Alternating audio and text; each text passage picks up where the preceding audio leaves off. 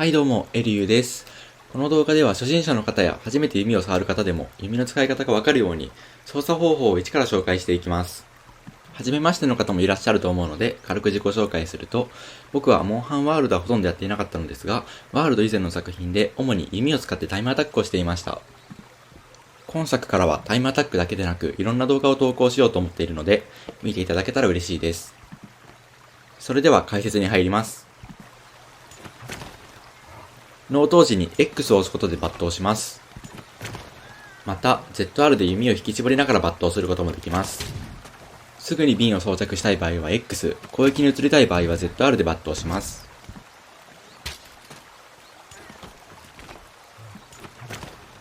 ZL を押している間、照準を出せます。右スティックで照準を動かすことができます。ジャイロをオンにしている方は、ジャイロでも操作が可能です。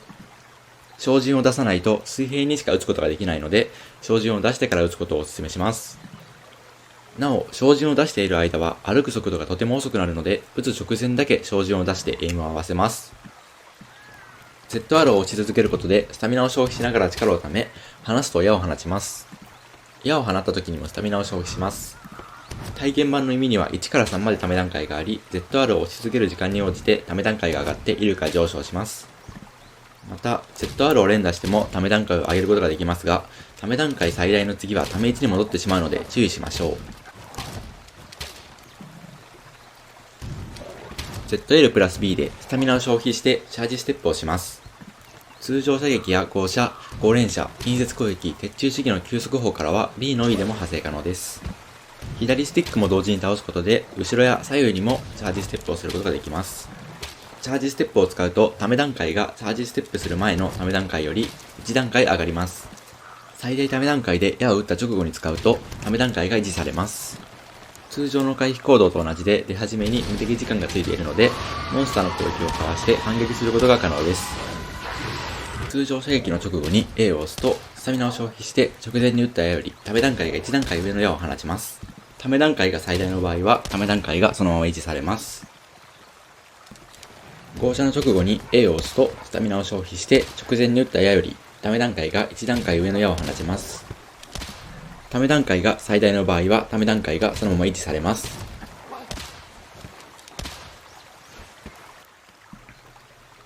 弓には適正距離というものが存在し、クリティカル距離とも言います。適正距離より遠すぎたり近すぎたりするとダメージが減衰してしまいます。左の画像のように適正距離だと照準の色がオレンジ色に変化します。検証したところ、適正距離で撃った時の物理ダメージが 100% だとすると、近すぎる場合は 80%、遠すぎる場合は 20% 程度のダメージになりました。A で近接攻撃が出ます。直後にもう一度 A を押すと2段目が出ます。近接攻撃は瓶を消費することなく瓶の効果を受けることができます。瓶については後ほど解説します。チャージステップ直後に X で飛び込み近接攻撃が出ます。こちらも瓶を消費することなく瓶の効果を受けることができます。納刀時に ZL と ZR、または ZL と X を押してかける虫で飛び上がった後、X でジャンプ攻撃が出ます。ジャンプ攻撃を当てると装流することが可能です。また、こちらも瓶を消費することなく瓶の効果を受けることができます。X と A でスタミナを消費してモンスターを貫通する性質を持つ矢を撃ちます。竜の一矢にもため段階が影響するので、きちんと最大ため段階で撃つのがおすすめです。ZR と A でスタミナを消費し、味方にバフをかけることができる曲射を撃ちます。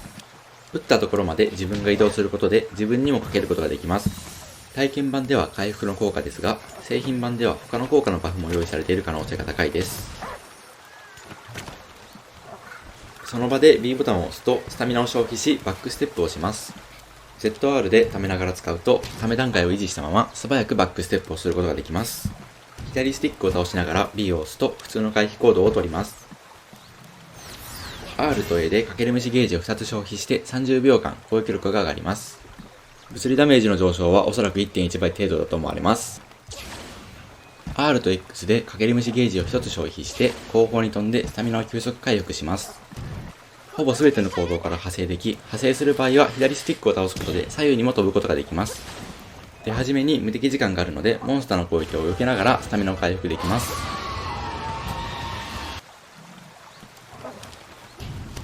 通常射撃、チャージステップでため3まで上げた後、ため3、合射、合連射、チャージステップ、ため3というようにため段階が最大の状態を維持しながら戦うのがおすすめです。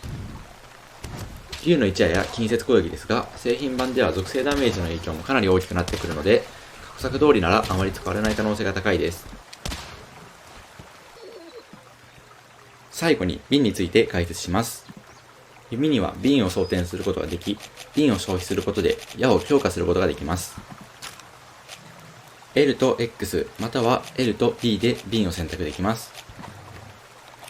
瓶は X で装填できます。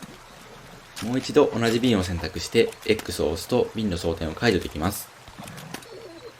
強撃瓶は物理ダメージが上昇します。ダメージ上昇量はおそらく 1.35 倍程度だと思われます。接撃瓶は射程が短くなる代わりに近距離が全て適正距離となり物理ダメージも上昇します。ダメージ上昇量はおそらく 1.2 倍程度だと思われます。残りの瓶は矢に属性が付与されます。これで弓の操作方法の紹介は以上となります。体験版時点での情報ですので製品版では変更があるかもしれません。また動画を見てわからなかったことや聞きたいことがありましたらぜひコメントしてください。ご視聴ありがとうございました。このチャンネルでは実況や解説、タイムアタックの動画を中心にアップしていきます。よかったら高評価、チャンネル登録よろしくお願いいたします。それではまた次回お会いしましょう。